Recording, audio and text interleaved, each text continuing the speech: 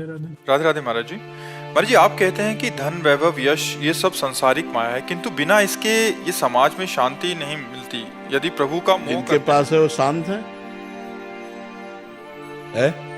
आपने कहा बिना इनके शांति नहीं मिलती, तो जिनके पास है वो शांत है, वो प्रसन्न है, वो सुखी है, वो बिल्कुल निश्चिंत है। समाज में इनके बिना उतना सम्मान नहीं मिलता, उसका अभाव। इस बात की भी हम काट करते हैं, बाबा जी लंगोटी लगा के घूमते हैं, जो जितना बैरागी होता है संसार उसी को सम्मान करता है। आप बोलो, समाज किसको सम्मान करता है? किसी करोड़पति के आगे दंडवत कभी हुए हो? बाबा जी के आगे दंडवत होते हो कि नहीं? तो आखिरकार तुम भी सम्मान किसको देते हो, वैराग्य को या भोगों को? वैराग्य। तो ये हमारी एक सोच बन गई है, वो झूठी समाज है, ये झूठा जगत है। अगर आपने नाम जप नहीं किया, भजन नहीं किया, अभी शरीर छूट गया तो शरीर भी छूट जाएगा, मकान भी छूट जाएगा, बैंक बैलेंस भी छूट जाएगा, घोड़ा गाड़ी भी छूट जाएगा, फिर क्या आपके पास रहा? शांति तो भगवान के भजन से है, और भगवान ने सबको ये अपने भाग्य के अनुसार रुपया, खान पान, मकान दिया है, नहीं दिया है? तुम्हारा जैसा भाग्य वैसा तुम्हें पत्नी मिली, वैसा तुम्हें धन मिला, वैसा तुम्हें भोग नहीं। बहुत से ऐसे हैं कि करोड़पति हैं, उनके पास पत्नी नहीं है। बहुत से ऐसे पति पत्नी स्वस्थ हैं लेकिन बच्चे नहीं हैं। बहुत से ऐसे पढ़े लिखे हैं लेकिन रुपया नहीं है, पढ़े लिखे हैं कोई नौकरी नहीं मिलती। बहुत से ऐसे हैं कि कोई ज़्यादा प्रवीण नहीं, चतुर नहीं है, मर्सिडीज गाड़ियों में चल।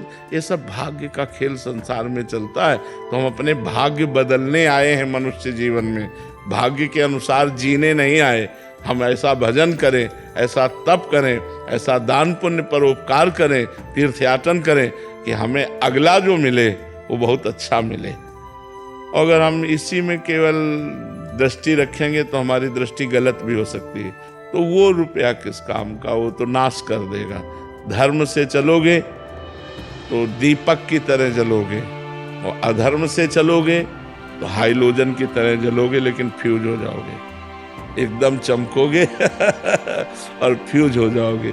दीपक की तरह जलो लेकिन लंबे समय तक जियो, आनंद पूर्वक जियो। वो है भगवान का आश्रय, भगवान का भजन और धर्म पूर्वक कमाया हुआ धन। नहीं तो बहुत से ऐसे तुम्हारे पास, तुमको तो दूर से देखने में लगेगा। सुखी वही है जो भगवान का आश्रय लिए है और धर्म से चल रहा है, नाम जप कर रहा है, वो चैन की रोटी खाता है, वो आनंद से सोता है, वो निश्चिंत रहता है। जो पाप कर्म करता है वो भयभीत रहता है, दिमाग ही भयभीत कर देता है। ज्यादा पाप कर्म हो जाए तो आपका दिमाग ही आपको नष्ट करवा देगा। पाप बढ़ जाए और अंदर इतना नेगेटिव विचारों की जाल बिछ जाते हैं कि जीना मुश्किल हो जाता है। अंदर की सोच से, बाहर सब बढ़िया है लेकिन अंदर की सोच उसको खोखला किए दे रही है, अब वो अपने को ही नष्ट कर लेता है। तो बच्चा, हम कहते हैं भगवान से मांगो कि साईं इतना दीजिए जामे कुटुंब समाए, मैं भी भूखा ना रहूं और साधु न भूखा जाए। तो भगवान वैसे सबको दिए हैं अपने अपने भाग्य के अनुसार। मेहनत से कमाओ और मेहनत से जो सुख मिले वो ठीक। दूसरों के देख करके, इच्छा करके अधर्म आचरण मत करो, गलत आचरण मत करो। सम्मान भगवान के भजन से मिलता है। बच्चा, आज आप आए हो तो किस लिए आए हो? क्या मकान देखने आए हो, या धन देखने आए हो, या वैभव देखने आए हो? आप एक साधु से मिलने देखने आए। और साधु का मतलब भगवान का भक्त, भगवान से जुड़ा हुआ, भगवान का भजन करने वाला। तो आप जो देखने आए हो, जो सत्संग सुनने आए हो, जो अपने जीवन को सुधारने आए हो, तो भगवान के जुड़े होने के कारण ही तो आप हमसे प्यार करते हो। तो आप क्यों नहीं भगवान से जुड़ सकते? आप सोचो, भगवान से क्यों नहीं जुड़ सकते? वास्तविक सम्मान भगवान से मिलता है, वास्तविक धन भगवान से मिलता है, वास्तविक सुख भगवान से मिलता है। देखो, तुम्हारे परिवार में 4-5 लोग होंगे, 10 लोग होंगे, आप उनके लिए परेशान हो। हमारे परिवार में 500 लोग हैं और चिंता ना हमको है, ना इनको है, ना किसी को है। चिंता किसी को नहीं है और व्यवस्था बहुत प्रभु कर लेते हैं। ये बात जानते हो? यही बात जलाना चाहते हैं। देता है मालिक, दे रहा है। तो हमें लगता है यदि हम मालिक से लेना चाहें और धर्म पूर्वक चलें, मेहनत तो हमको भी करनी पड़ती है, मेहनत इनको भी करनी पड़ती है, लेकिन वो दिखाने वाली नहीं है।